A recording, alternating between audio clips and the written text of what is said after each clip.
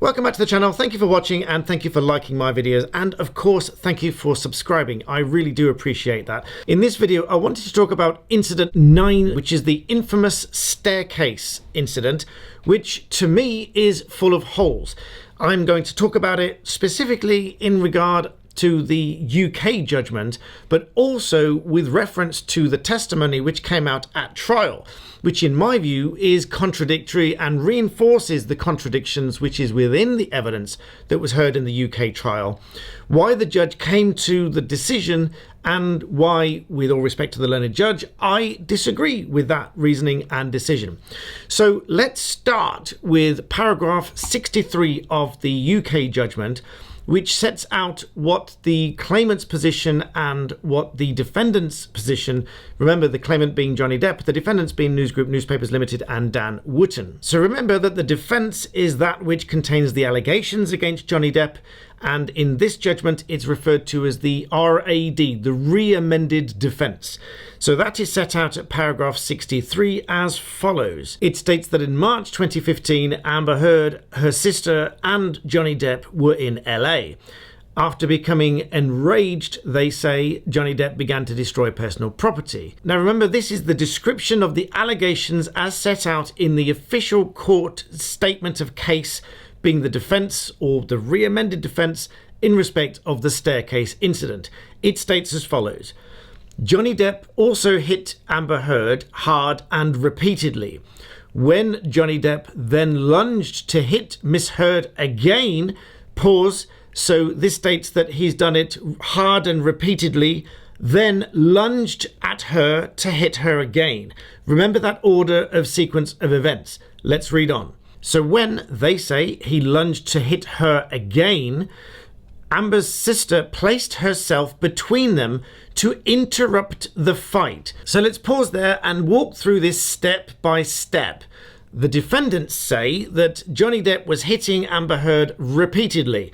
Because of that, Amber's sister placed herself between the two to interrupt the fight. That's what it says so far. Let's read on. Johnny Depp then turned his attention to Amber's sister, who was standing at the top of a flight of stairs. Johnny Depp reached out and shoved Amber's sister, causing Amber to believe that Johnny Depp was about to push her sister down the stairs. Johnny Depp grabbed Amber by the hair with one hand and hit her repeatedly in the head with the other hand. So pausing again, this says that there are 3 separate mini incidents within this one whole incident. Firstly, that he was hitting her hard and repeatedly. Then Amber's sister placed herself between them to prevent them from fighting. Then they say that he reached out and shoved Amber's sister. Shoved, not punched, so push with the hand perhaps, shove. And that caused Amber to fear that he was going to push her down the stairs. And then the defense says that he grabbed Amber by the hair with one hand and hit her repeatedly on the head with the other. Now, just pausing there again for a moment, none of this makes reference to the cast that was on Johnny's hand. And incidentally, I think that if someone were hitting someone with a cast on their hand, which is obviously solid, that's going to be a significant portion of evidence, which was put to them in cross-examination. But ultimately, as you'll find out in a minute, the judge didn't seem to think that was all that relevant. But let's read on and let's look at the claimant's, i.e. Johnny Depp's, response to these allegations within this claim. This is set out at paragraph 64 and simply says that Johnny Depp was attempting to leave the house.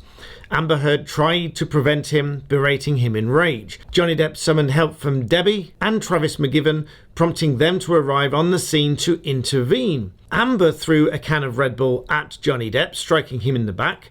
Amber then threw another object at him while McGivern blocked from hitting him. McGivern tried to protect Johnny Depp by standing between him and Miss Heard, but she lunged at him, punching him in the face with a closed fist, causing him visible swelling and injury.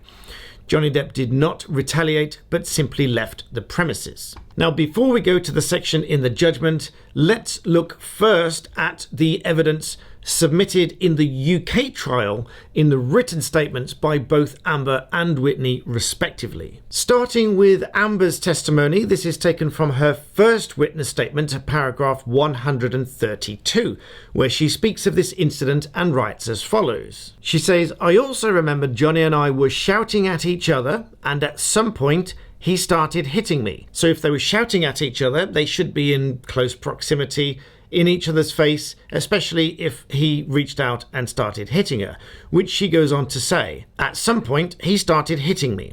Everything happened so quickly. I recall Whitney standing between Johnny and I when he was trying to attack me on the mezzanine level." So just pausing for a second, she says that her sister was standing between them when he was trying to hit her.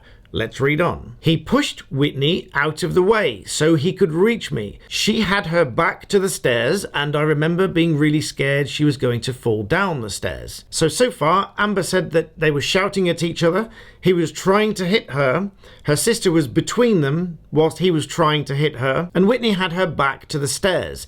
She then says, "I lunged at Johnny to stop him from hurting my sister and struck him to protect her." Then she goes on to say, "Johnny grabbed me by the hair with one hand and hit me repeatedly with the other." Again, and notably not making any reference to the cast that Johnny was wearing on his hand. So now moving to Whitney's evidence, which is in her witness statement from paragraph 61, she says Johnny was still on the ground floor with both his security guards.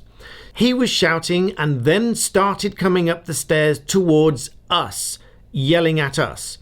So in her evidence, Johnny was downstairs, she and Amber were upstairs, presuming that she refers to Amber and her as us, which clearly I think she does. Paragraph 62, she goes on to say, "He came up the stairs from the kitchen to the mezzanine level. I was on the top of the stairs and I stood with my back to the stairs facing Amber, but between them. I remember being worried that I was near the edge of the top of the stairs.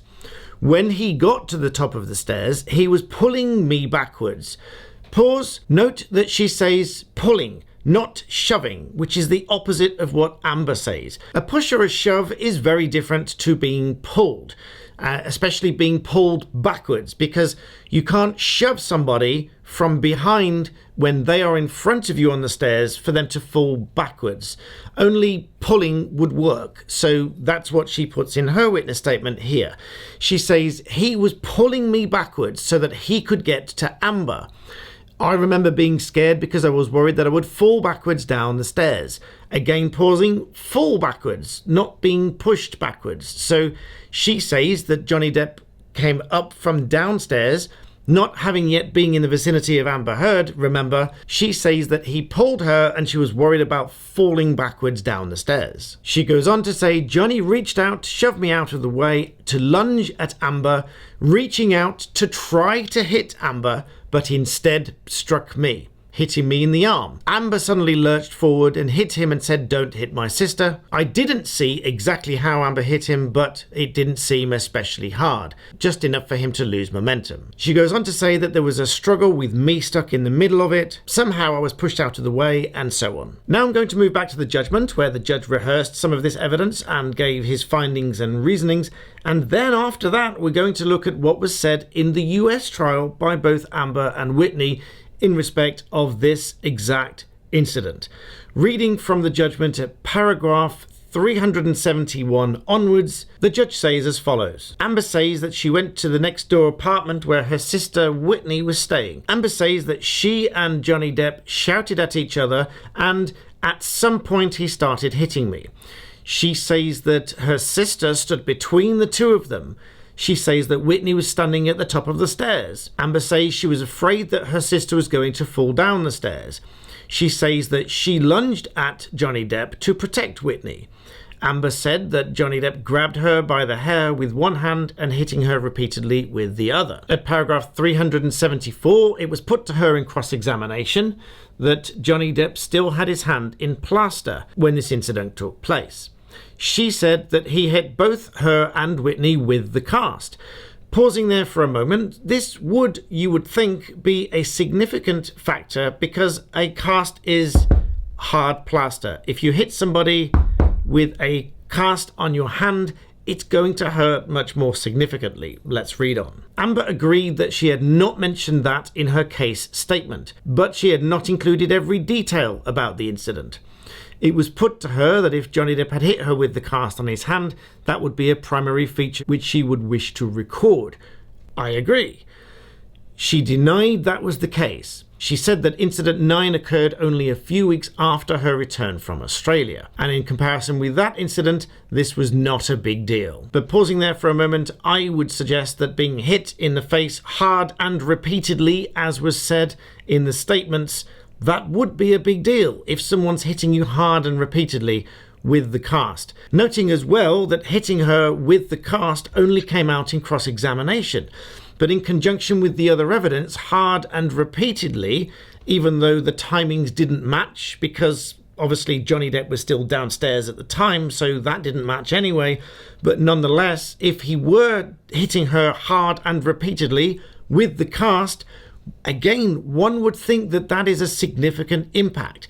But here, in cross-examination, she described it as not a big deal. At paragraph 375 of the judgment, it says, in her witness statement, Amber's sister corroborated what Amber Heard had to say. And also in cross-examination, as the judge writes in paragraph 376, Amber's sister also agreed that Johnny Depp still had the cast on his hand at the time, and states that Johnny Depp grabbed Amber Heard with one hand, which was not in the cast, and hit her with the other hand, which did have the cast on. In paragraph 380, the judgment confirms that Johnny Depp denied assaulting Amber Heard as the defendants alleged, and because that this occurred shortly after the incident in Australia, he still had the cast on his hand, and he said that it would not have been physically possible for him to assault her, as she alleged, because his hand was in the cast and of course probably still very painful. Travis McGivern also corroborated Johnny Depp's account of this incident in his trial witness statement, but as you'll go on to find out, the judge discounted his evidence because there was a minor discrepancy in his witness statement. In his witness statement, this is confirmed at paragraph 381,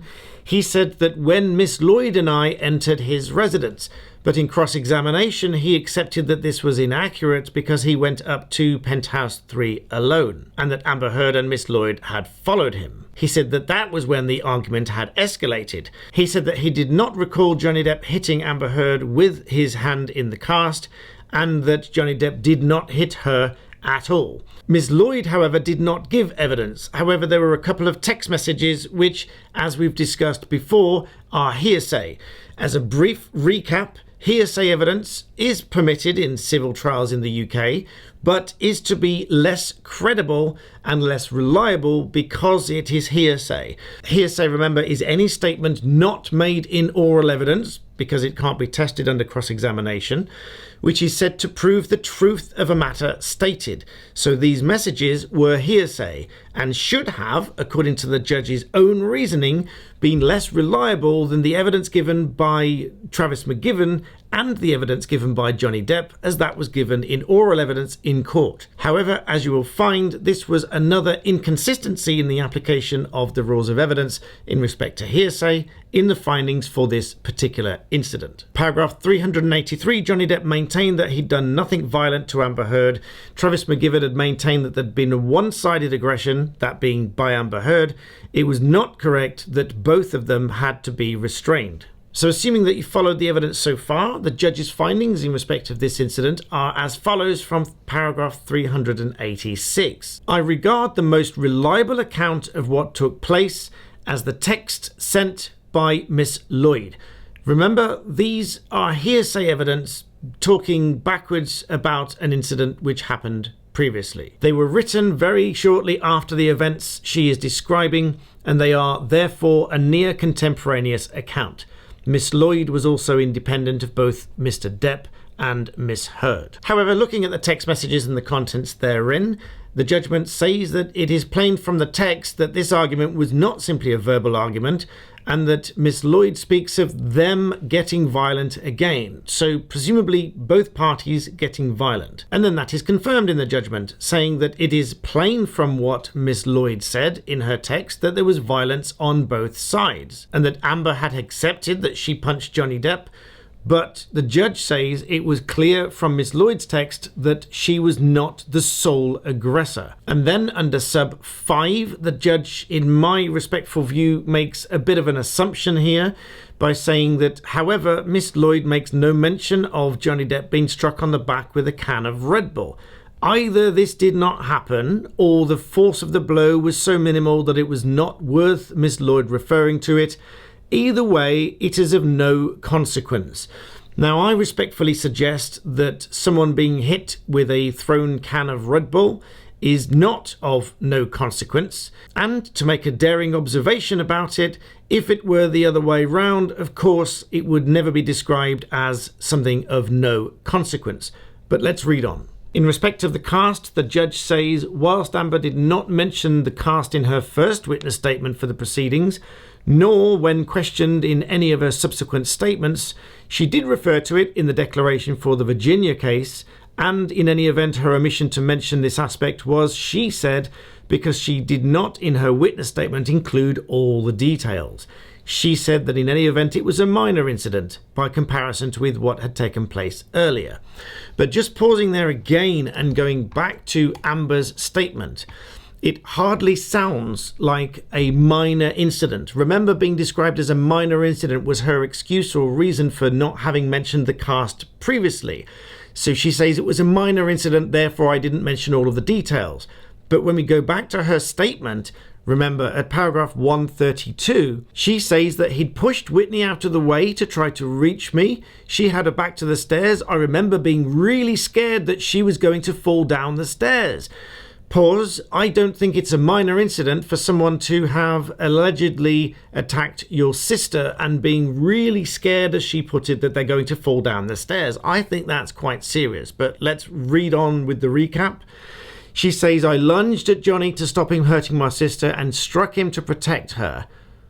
Johnny grabbed me by the hair with one hand and hit me repeatedly in the head with the other. And remember that the statement of case described this incident as where allegedly he hit her hard and repeatedly, and then lunged at her again afterwards. Now that doesn't sound like a minor incident to me, but again, let's read on. Despite not mentioning the cast and the lack of continuity between the events, i.e. how could Johnny have hit her hard and repeatedly whilst he was downstairs, then lunged at her again having come upstairs from behind her sister, the judge says, I accept these explanations for why in her statement she did not mention the matter. I also note that Miss Lloyd's text referred to Johnny Depp being violent and needing to be restrained, but she did not mention that he was behaving in this way despite the cast on his hand. So not only was that a hearsay text message, and bearing in mind the judge accepts Amber's account that she left out some details saying that it was a minor incident, if it was a minor incident on her part, surely it should have been a minor incident on Johnny Depp's part, and therefore Miss Lloyd's part. Therefore, if it was a minor incident, by all accounts, then maybe Miss Lloyd wouldn't have needed to mention all of the details.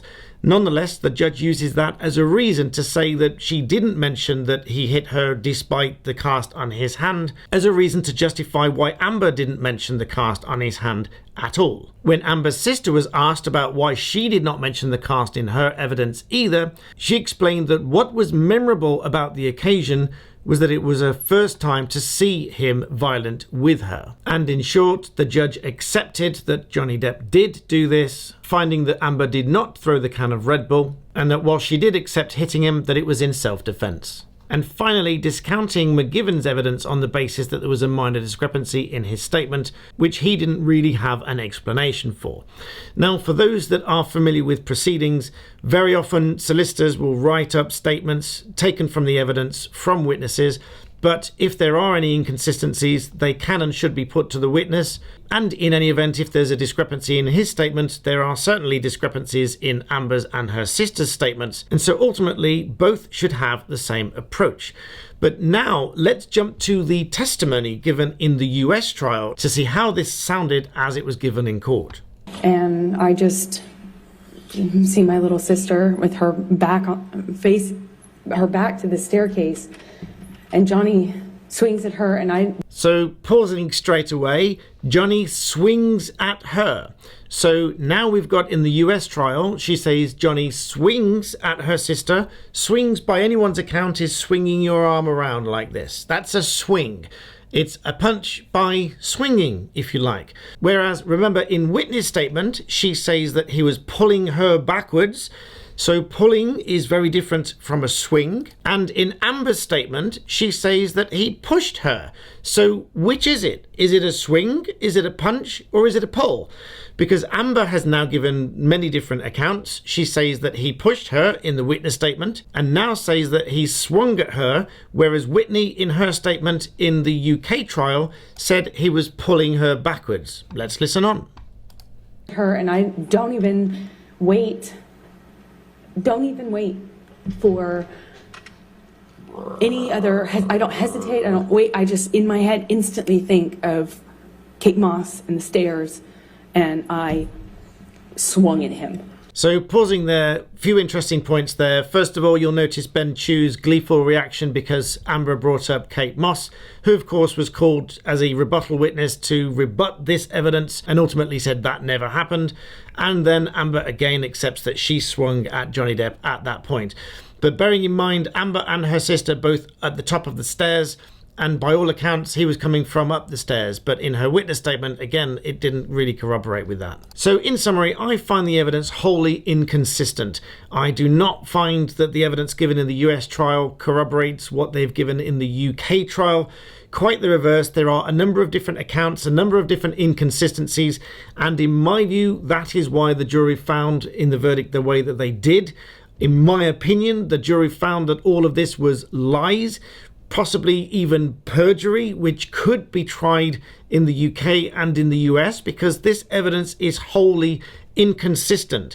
A push is not the same as a shove, which is not the same as swinging at somebody. The evidence given here just does not add up. And remember that the jury in the US trial did not have the benefit of the statements and the statements of case filed in the UK trial, which further show that there are inconsistencies and further show why it is an injustice, in my opinion, that the UK judgment stands as it does, in complete contrast to what the jury found, which has now shown to be a number of different inconsistencies in the evidence, and in my opinion, wholly dishonest statements which could amount to perjury. And I'd be very interested in your thoughts and comments in respect of all of that in the comments box below. Please make sure you like this video. This is just one of the 14 incidents that I would like to talk about.